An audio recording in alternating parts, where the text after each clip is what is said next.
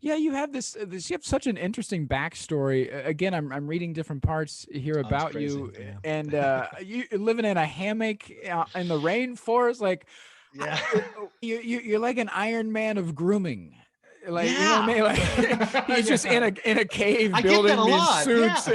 and here you are in a hammock making all Well, these well, they would call me lotions the and professor down there because like the professora right, because it was a lot like that. I was collecting stuff on the trash on a beach somewhere and bringing it back to my campsite and building things that I didn't have. And like I built a washing machine too. That's another story for another podcast. But I mean, like what? as I was always just building stuff. That's what I was known for down there. Such a magical place. I mean, just the quality of life was so much more.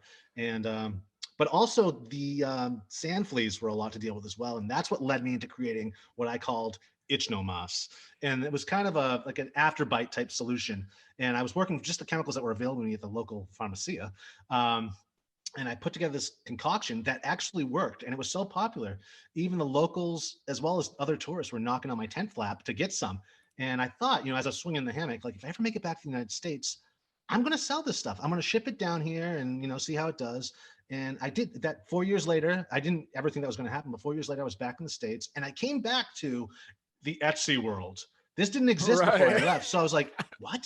What is this Etsy thing? And like the playing field I found out was leveled, and I could just buy bottles and labels and sell stuff. And so I started doing that. I created another product called Stinknomas, and that was emergency insect repellent slash deodorant. So as you wore it and sweat, it would release the fragrance into the air that kept away the bugs. And that was actually more popular. And it was in like a chapstick size tube, so you traveled really well. But that was actually more popular than the Ichnomas.